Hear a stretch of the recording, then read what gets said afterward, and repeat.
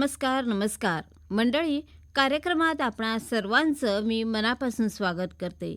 आज आहे गुरुवार, भारतीय सौर दिनांक 28 ज्येष्ठ शके 1948 अर्थात 18 जून 2026.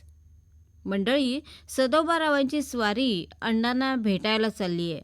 आपणही जाऊया का? म्हणजे आपल्याला सुद्धा काही नवीन माहिती मिळेल.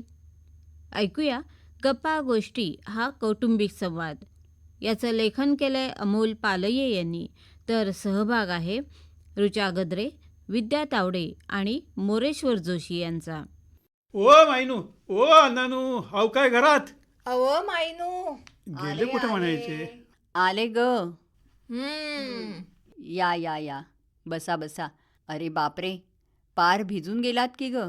हो मायनू होय हो मायनू, अहो एक सर आली आणि भिजवून गेली. तरी नशीब दोघांकडे घोंगडी होती म्हणून तेवढा तरी निभाव लागला. अरेच्चा, घोंगडी? छत्री नाही का आणली? छत्रीचं कौतुक कोणला सांगता? अहो ह्या पावसाच्या वाऱ्यात छत्री टिकते वय. वारा असा सुसाट येतो आणि छत्रीला पार उलटा पालटा करून टाकतो. हां, हे बाकी खरं आहे लक्ष्मी.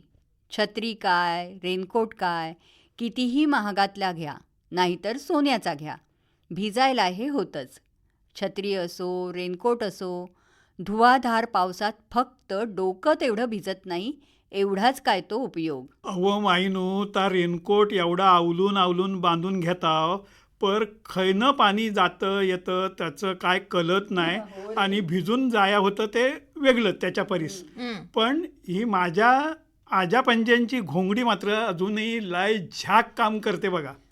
अगदी खरं बोललास हं सदू. मायनू, शेतात काम करताना घोंगडी सारखा आधार नाही बघा. गारगार पाऊस, झाडा पिलवटणारा वारा आणि चिखलात उभं राहून शरीर जेव्हा गारगार पडतं ना, तेव्हा ही शेतकऱ्याची घोंगडी शेतकऱ्याला शेकोटीतल्या निखाऱ्या वाणी उभारा देते. हो, खरंच. आरोग्याच्या दृष्टीनं घोंगडी हीच पावसातलं योग्य असं संरक्षक आहे बघ. अहो मायनू, आता ही शिकली सवरलेली लोका गादीवर झोपतात का हो? तर मऊ लागतं म्हणून. बरोबर. पर घोंगडीवर झोपून बघा असं मी म्हणतो. तुमची पाठदुखी असेल, तुमची कंबरदुखी असेल, तुमची सांधदुखी खयच्या खय नाहीशी होऊन जाते. हो, अगदी खरं आहे सदू. भारतीय संस्कृतीत, विशेषतः कृषी संस्कृतीत, घोंगडीचं महत्त्व हे अनन्यसाधारण असंच आहे. मेंढीच्या लोकरीपासून बनवलेलं हे वस्त्र ना अत्यंत पवित्र, आरोग्यदायी आणि पारंपरिक असं आहे. पूर्वी बघा, पाहुणा घरी आला तर त्याला बसायला आपण घोंगडीच देत होतो. आता घोंगडी सोडा, खाली बसायला सांगितलं ना तर अपमान केला की काय असं समजतात सगळे. होय ना. अव मायनू, ह्या आमच्याकडं 2 घोंगड्या आहेत बघा. मला आधी घोंगडी टोची याची, मग डॉक्टरान घोंगडीवर झोपया सांगितलं. तेव्हापासून माझा प्रेशरचा त्रास कमी झाला व. अरे वा लक्ष्मी, घोंगडी पावसाळ्यात आणि हिवाळ्यात ऊब देते. शिवाय सुखाची झोप म्हणतात ना, ती फक्त आणि फक्त घोंगडीवरच येते. एक नंबर झोप मिळते. म्हणजे मायनू, पावसातनं तर मस्तच धाराडूर झोप लागते बघा. मायनू, तुम्हाला सांगता, आपण झोप येत नाही म्हणून डॉक्टरच्या गोळ्या खाता. हो, त्याच्या परीस घोंगडीवर झोपून बघा, झोपचा त्रास बंद होईल अगदी. आणि शिवाय गोलिया बिलिया सगळं बंद होईल. खरं आहे लक्ष्मी, कारण घोंगडीवर झोपल्यानं शरीराचं तापमान, शारीरिक ऊर्जा कंट्रोलमध्ये राहते. त्यामुळे घोंगडी ही शेतकऱ्याची अगदी जीवनावश्यक बाब आहे असं म्हणायला हवं. मायनू, आता लावण्या सुरू होतील ना व. अहो त्या टायमाला घोंगडी शिवाय इलाजच चालत नाही. अहो छत्री घेऊन काम करताच येत नाही, त्याच्यामुळं घोंगडीच बरी. अगदी खरंय. अगं एव्हाना गावातील सर्वांच्या पेरण्या पूर्ण झाल्या असतील नव्हे? अहो मधी मधी जोराचा पाऊस पडतो ना व, त्याचाच फायदा उठवून लोकांनी पेरण्या पुरे केल्यानी आता डोलं लागलं आहे तर राबावर आणि पावसावर. होय माई, पाऊस जर नीट पडला ना तर राब टारारून येईल, नाहीतर पंपानं पाणी ओढून वडाताण करावं लागल. खरंच, पेरण्या झाल्या, पण आता महत्त्वाची कामगिरी म्हणजे राबाची निगा. होय माई, म्हणजे सुरुवातीच्या टायमाला राबाला पाणी हवं, पण जास्ती पर देऊन चालायचं नाही. हो, अगदी बरोबर. एकदा वाफा पेरल्यानंतर पहिल्या 5 दिवसात वाफ्यासाठी फक्त माती ओलसर राहायला हवी. हां, या दिवसात वाफ्यात पाणी साचून उपयोग नाही हां. वय मायनू बोटा एवढा राब वर आलाय परत वायच खत पेरिया लागल नव. लक्ष्मी, अगं रोपं जोमदार वाढीसाठी पेरणीनंतर 15 दिवसांनी गुंठ्याला अर्धा किलो इतकं युरिया द्यायला हवं.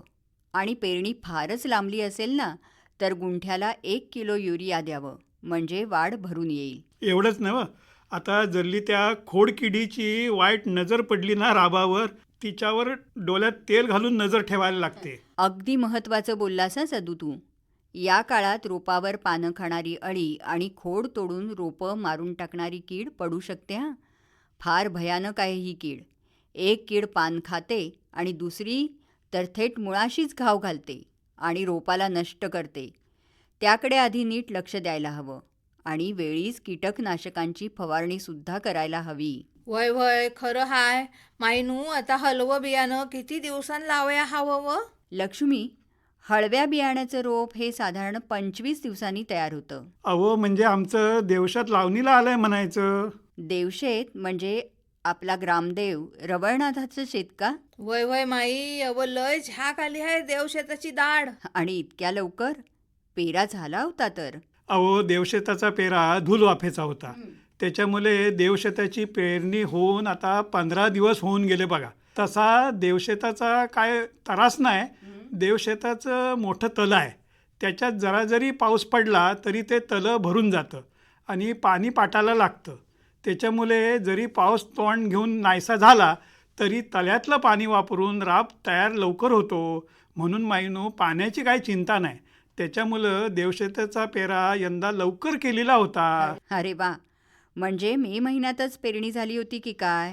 वय मायनू, अव रवल नाताला फूल लावल्यानी त्यानं कौल देलान. मग गाववाल्यांनी खोटी केल्यानी नाय, लगेच पेरणी केलानी.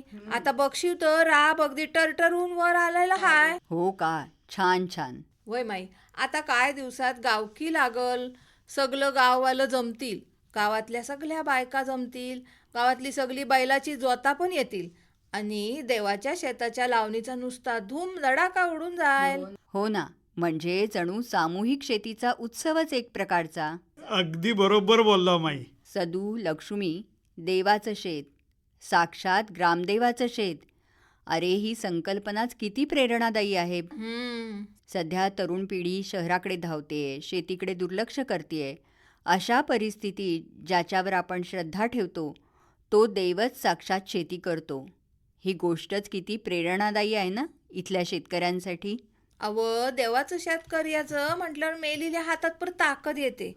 अव देव शेती करतो, मग आपण का करू नये? माईनो, कोकणात सगळ्यात मोठी मोठी देवला आहेत ती रवलनाथाची. आणि हा देवच शेतकऱ्याचा हाय. त्याच्यामुळं देवाचं शेतकऱ्याचं म्हटल्यावर मागं राहून चालत नाही. आणि ह्या शात सगळं मिळून करतात. घराघरातली माणसं शात लावया येतात. त्याच्यामुळं लय मजा येते. हो, अगदी खरं. देवाचं शेत, देवाची देवराई, कोकणातल्या श्रद्धा परंपरासुद्धा बघा कशा निसर्गाशी बांधलेल्या आहेत ना. होय ना माईनो, लय मोठा विचार आहे या परंपरांच्या मुलाशी. आपण फक्त त्या समजून घ्यायला हव्यात. करेक्ट.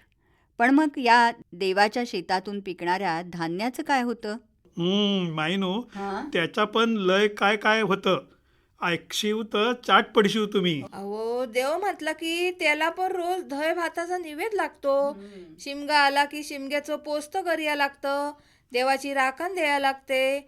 आषाढ आला की गाव वाफ करिया लागते. आणि सरावण आला की समाराधना करायला लागते. अहो, एवढ्या सगळ्या टायमाला अख्ख्या गावाचं जेवण शिजवायचं म्हटलं की काय थोडा तांदूळ लागतो? तो सगळा तांदूळ ह्या देवशेतात पिकतो बघा. माईनो, बघितलं लक्ष्मीने कसं सगळं व्यवस्थित सांगितलं ना. आणि म्हणून देवाचं पोट भरतं मायनू. अरे वा, म्हणजे साक्षात देवही आत्मनिर्भर आहे तर. म्हणजे काय? म्हणजे देवकार्यात वर्गणी काढून नैवेद्य वा समाराधनाच्या पंक्ती उठवाव्या लागत नसतील. होय शाशा माईनो, 1 रुपया पर जमा करावा लागत नाही बघा. अहो, देवाची देवराय नारली पोफलीनी भरलेली आहे. आंब्याची कलमा वर्षाला उत्पन्न देतात. देवाला काय बी कमी नाही बघा. अरे खरंच, खूप कौतुकास्पद आहे. अहो बापदादांनी घालून दिलेली रीतिवाद आम्ही फक्त पाळतावाय. हो, देवाच्या नावाचं शेत राखणं, ते सर्वांनी मिळून करणं आणि मिळालेल्या उत्पन्नाचा योग्य विनियोग करणं हे खूपच आदर्शवत असं आहे. मायनू एवढंच नाही, मग काय वर्षाआधी तिकडं कोल्हापूरला मोठा पूर आला नव्हता काय? हो ना, खूप नुकसान झालं होतं त्या पुरात. लोकांच्या घरादारात पाणी शिरलं, सगळा दाणागोटा वाहून गेला. अरे, खाण्यापिण्याचे मोठे वांदे झाले. कारण काय, घरच्या घरं अरे पाण्याखाली वाहून गेली होती आणि त्यात गोरगरिबांचा संसार अक्षरशः पाण्यात वाहून गेला होता. वय माई, अशा येली त्या लोकांच्या मदतीला आमचा देवच धावला. देवाच्या कोठारात कैक तांदूळ पडून होता. ता सगळा तांदूळ माईनू कोल्हापुरात पुरात संसार बुडालेल्या लोकांसाठी पोच केलेला आणि त्यांच्या ताटात वाढलेला. वा, खूप खूप कौतुकास्पद. म्हणजे खऱ्या अर्थानं पूरग्रस्तांना ऐन संकटात देव धावून आला म्हणायचा. ही आता कसं सगळी बोलला? मायनू आमच्या पूर्वजांची हुशारी आहे हो. आमचं काय बी नाही त्याच्यात. त्यांनी देवासाठी म्हणून शेत राखलेनी, त्यांनी देवासाठी म्हणून जंगल राखलेनी आणि म्हणून त्याचा वापर आज देवकार्यासाठी होतो आहे, समाजासाठी होतो आहे. आम्ही फक्त परंपरा पाळताव आहे. हो हो, अगदी खरंय. मायनू, नाव देवाचं हाय, पण हे सगळं केलं कुणी? तर शेतकऱ्यांनी. स्वतःपेक्षा दुसऱ्याचा जास्ती विचार ह्या जमिनीवर एकच माणूस करतो, तो म्हणजे शेतकरी. काय लाख मोलाचं बोललीस तू. मी पण त्याच म्हणणार होतो. खरंच, शेतकरी स्वतः जेवला काय यापेक्षा त्याला आधी चिंता असते ती गोठ्यातल्या बैलाची, दारातल्या रक्षणकर्त्या कुत्र्याची आणि शेत पिकवताना या जगाची. अहो, उगीच नाही, शेतकऱ्याला जगाचा पोशिंदा म्हणतात. खरंच, मराठीत अशी म्हण आहे, लाख मेले तरी चालतील, पण लाखाचा पोशिंदा जगला पाहिजे. वय वय, हो खरं हाय. दुसऱ्याची आधी आठवण. बरं, यावरून मला आठवलं, अगं लक्ष्मी, आता मृग नक्षत्राची राखण नाही का द्यावी लागेल? होय तर माई, मिरग म्हणजे शेतकऱ्याचा राजाच जणू. मिरगात त्या राजाची पूजा मांडायची. मृग नक्षत्रात पाऊस पडला तर राब रुजणार आहे, भात पिकणार आहे आणि ताटात भात पडणार आहे. वय माई, मिरगातल्या पावसानं राब रुजून येतो. सगळी धरती हिरवा शालू नेसून सजते. माईनू, ही निसर्गाची किमया बघूनच मन भरून येतं बघा आणि हात जोडले जातात. अगदी खरंय. उन्हाच्या रखरकाटातून सुटका करत मृग नक्षत्र असा काही चमत्कार घडवतं की अचंबित व्हायला होतं. शेतकऱ्याचं पोट तर या शेतीवरच आहे. शेतकरी हा सारा सृष्टीचा चमत्कार पाहून, शेतात रुजून आलेला राब पाहून कृतज्ञ होतो आणि त्या निसर्ग देवतेला हात जोडतो. त्याला नारळ विडा देऊन त्या निसर्गाची करुणा भागतो. होय माई, ओल्या सुक्याची राखण देताव आम्ही, हात जोडताव आणि खणखणीत गारानं घालतो बघा. बा देवा महाराजा रखवालदारा उभा राहा. वय महाराजा. बा देवा महाराजा रखवालदारा, आज सालाबाद परमानं शेताची राखण देतावाय, तुला वल्या सुक्या खोबऱ्याचं दान देतावाय, ती तू मान्य करून घे. वय महाराजा. बा मिरगा, अशीच कृपा कर. पाऊस पाणी व्यवस्थित पाड. भाताच्या आव्या आव्या दूध भरू दे, दुधानं दाना भरू दे आणि शेतकऱ्याच्या पदरात भाताचं दान पडू दे रे महाराजा. वय महाराजा. वय महाराजा. हे बा मृगनक्षत्रा, शेतकऱ्याला उपयुक्त असा पाऊस पडू दे. तळी, तलाव, नद्या, व्हाळ, धरणं पाण्यानं तुडुंब भरू दे. पाटाचं पाणी जमिनीत मुरून पाण्याचा साठा होऊ दे आणि या देशाचा शेतकरी सुजलाम सुफलाम होऊ दे रे महाराजा. होय महाराजा. मायनू मायनू, लय झाक घालणं झालं बघा. हो हो, खूपच छान. ज्या निसर्गानं आपल्याला भरभरून दान दिलंय त्याप्रती कृतज्ञता म्हणजे ही मृगाची राखण.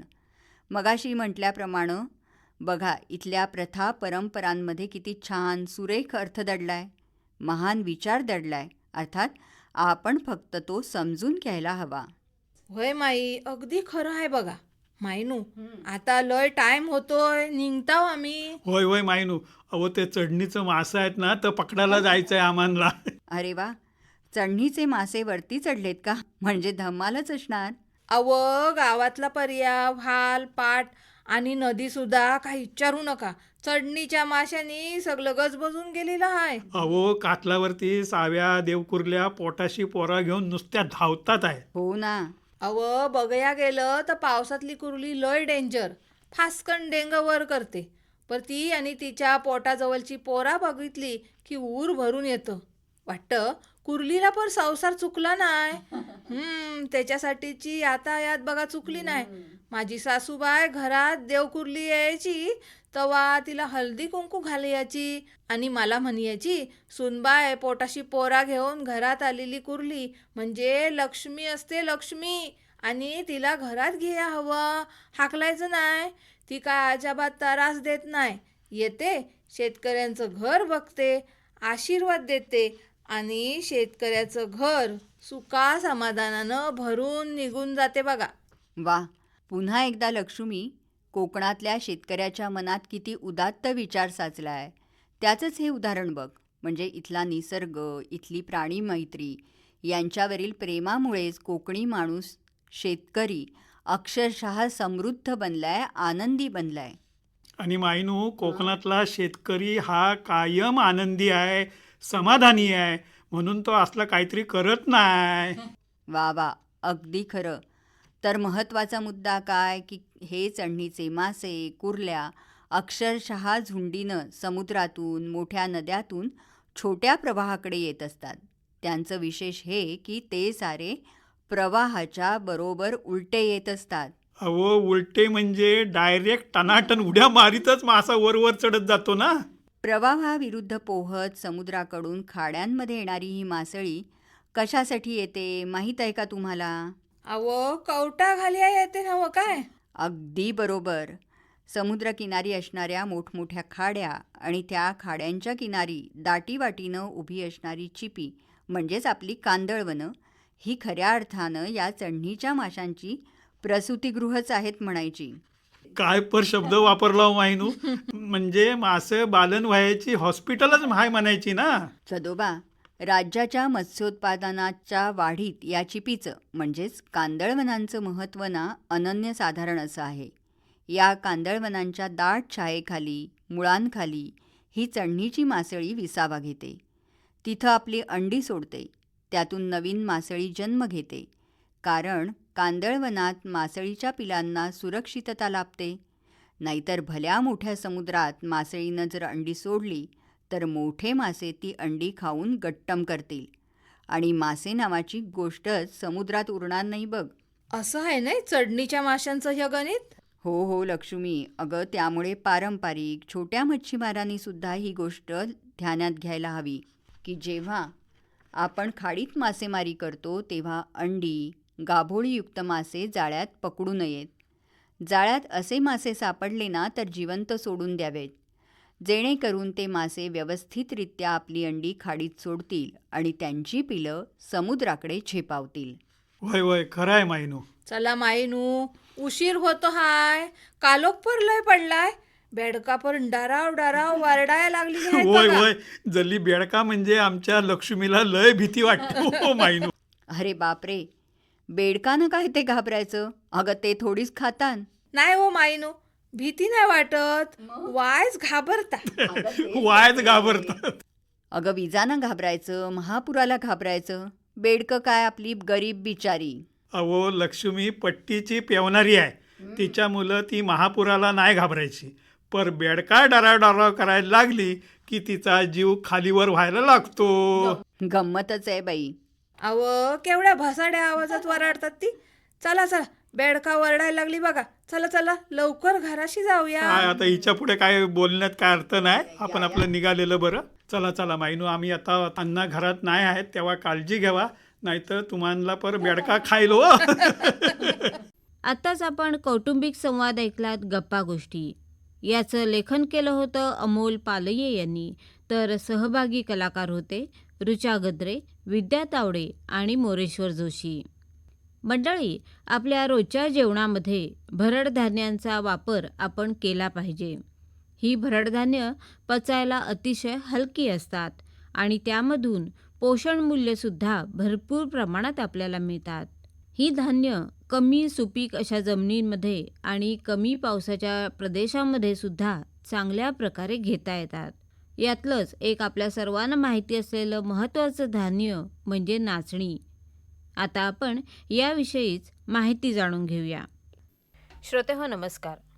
श्रोतेहो, उत्तम आरोग्यासाठी आपण फळं आणि भाज्या नेहमी आहारात घेतो. आरोग्यासाठी या जेवढ्या महत्त्वाच्या आहेत तेवढीच महत्त्वाची तृणधान्यसुद्धा आहेत. आपण गहू, ज्वारी, तांदूळ, मका ही धान्य वापरतोच. त्यासोबतच बाजरी, नाचणी, राजगिरा, भगर, राळा ही देखील तृणधान्य आरोग्यासाठी आवश्यक आहेत आणि या सर्व आवश्यक अशा तृणधान्यांना भरड धान्य असंही म्हणतात. पूर्वीच्या काळी बाजरी, नाचणी, राजगिरा, भगर यासारख्या भरड धान्यांचा नियमितपणे आहारात वापर व्हायचा. परंतु या धान्यांचा समावेश आपण आहारातून कमी केला तसं सूक्ष्म अन्नद्रव्यांच्या कमतरतेचे आजार आपल्यामध्ये वाढू लागलेले दिसून येतात. मंडळी, या सर्व भरड धान्यांपैकी नाचणी हे एक अतिशय महत्त्वाचं आणि आरोग्यवर्धक असं धान्य आहे. नाचणीचा रंग, गंध आणि चव इतर धान्यांपेक्षा वेगळी आणि आकर्षक आहे. यामध्ये भरपूर प्रमाणामध्ये पोषण तत्व आहेत. नाचणीमध्ये भरपूर प्रमाणात ऊर्जा असते. म्हणूनच ज्वारी, गहू किंवा तांदळाला एक चांगला पर्याय म्हणून नाचणीचा आहारामध्ये समावेश करता येतो. नाचणीमध्ये कॅल्शियम भरपूर प्रमाणात असतं. म्हणजेच 100 ग्रॅममध्ये 344 मिलीग्रॅम कॅल्शियम असतं. यामुळे नाचणीचा आहारामध्ये समावेश करणं हे हाडांना मजबूती देण्यासाठी उपयुक्त ठरतं. यामधील जास्तीच्या कॅल्शियममुळे लहान मुलांच्या हाडांची वाढ आणि मजबूतीसुद्धा चांगली होते. तसंच वृद्धापकाळात हाडांची झीज भरून काढण्यासाठी किंवा हाडांचे आजार जसे की ऑस्टिओपोरोसिस, ऑस्टिओपेनिया, ठिसूळपणा टाळण्यासाठी नाचणी उपयुक्त ठरते. नाचणीमध्ये असलेल्या तंतुमय पदार्थांच्या सेवनामुळे पोट साफ होते. तसंच तंतुमय पदार्थांचं लवकर पचन होत नसल्यामुळे सारखी भूकही लागत नाही. वजन कमी करण्यासाठी याचा फायदा होतो. तसंच यामुळे शरीरातील कोलेस्ट्रॉलचं प्रमाण कमी होतं. हृदय निरोगी राहायला मदत होते. मंडळी, नाचणीमध्ये लोहाचं प्रमाणसुद्धा चांगलं आहे. 100 ग्रॅम नाचणीमध्ये 3.4 मिलीग्रॅम लोह असतं. त्यामुळे रक्तातील हिमोग्लोबिन वाढायला मदत होते. महिला आणि किशोरींमधील रक्तक्षयाचं प्रमाण नियमित आहारामुळे नियंत्रित होतं. नाचणीमध्ये ग्लुटेन नाही, म्हणून नाचणी ही पचनासाठी हलकी आहे. ग्लुटेन काही लोकांना पचत नाही, अशांसाठी नाचणी हे अतिशय उपयुक्त असं अन्न आहे. वाढत्या मधुमेहाच्या समस्येवर नियंत्रण करण्यासाठी तसंच मधुमेहामुळे होणाऱ्या शारीरिक त्रासांवर मात करण्यासाठी नाचणीचा आहारामध्ये वापर करणं आवश्यक आहे. नाचणीमध्ये असलेल्या अमायनो आम्लाच्या प्रमाणामुळे चयापचय क्रिया सुधारायला मदत होते. मानसिक आरोग्य देखील त्यामुळे चांगलं राहतं आणि स्मरणशक्ती वाढते. मंडळी, तुम्हाला नाचणी सत्वाविषयी माहिती असेलच. नाचणीला मोड आणून नंतर वाळवून त्याचं पीठ केलं जातं. याला आपण नाचणी सत्व म्हणतो. मोड आल्यामुळे नाचणीची पोषकता आणि पाचकता अजूनच वाढते. या सत्वाचा वापर लहान मुलांना पूरक आहार म्हणून करावा. त्यामुळे लहान मुलांची पचनक्रिया सुधारते. यामधील कॅल्शियमच्या उत्कृष्ट प्रमाणामुळे मुलांची वाढ चांगली होते. व्हॅलिन आणि आयसोल्युसिन या अमायनो आम्लामुळे मांसपेशींना बळकटी येते. त्यातल्या फेरुलिक ॲसिडमुळे त्वचेचं आरोग्य चांगलं राहतं आणि एजिंगचा प्रभाव कमी होतो. दुग्धसर्जन काळामध्ये मातेला देखील नाचणी सत्व दिलं तर दुधाचं प्रमाण वाढतं. दुधातून सर्व आवश्यक पोषण तत्व बाळाला मिळतात. तसंच मातेचं आरोग्य सुधारायलाही मदत होते. प्रति 100 ग्रॅम नाचणीमध्ये 336 किलो कॅलरी ऊर्जा असते. 72 ग्रॅम कर्बोदकं असतात. 7.7 ग्रॅम प्रथिनं असतात. 3.6 ग्रॅम तंतुमय पदार्थ असतात. 1.3 ग्रॅम स्निग्ध पदार्थ असतात. 344 मिलीग्रॅम कॅल्शियम असते तर 6.4 मिलीग्रॅम लोह असते. त्याचप्रमाणे 283 milligram phosphorus, 2.1 milligram niacin, 0.42 milligram thiamine आणि 0.19 मिलीग्रॅम रायबोल्फेविन असते. मंडळी, नाचणीपासून विविध पदार्थ आपण बनवू शकतो.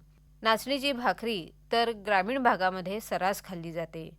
नाचणीच्या पिठामध्ये गरम पाणी मिसळून मऊ तिंबून घेऊन आपण पातळ भाकरी थापून खाऊ शकतो. त्याचप्रमाणे गव्हाच्या पिठामध्ये 50% नाचणीचं पीठ टाकून मेथी किंवा पालक अथवा इतर कोणतीही पालेभाजी मिसळून त्याचे पराठे तयार करता येतात. नाचणीचे लाडू करताना त्या पिठामध्ये थोडंसं सोयाबीन आणि गव्हाचं पीठ मिसळावं. त्याचबरोबरीनं मूगडाळ आणि हरभरा डाळीचा रवा मिसळून नाचणीच्या लाडवाची पौष्टिकता वाढवता येते. नाचणीचे पापडही करता येतात. त्याचप्रमाणे नाचणीचा डोसा करणं हा नाश्त्याचा एक उत्तम पर्याय आहे. यासाठी 1.5 वाटी नाचणीचं पीठ, अर्धी वाटी उडदाची डाळ, अर्धी वाटी तांदळाचं पीठ, 1 चमचा मेथीचे दाणे, कांदा, कोथिंबीर, टोमॅटो, चवीसाठी मीठ अशा साहित्यातून आपण अतिशय चवदार असा डोसा तयार करू शकतो.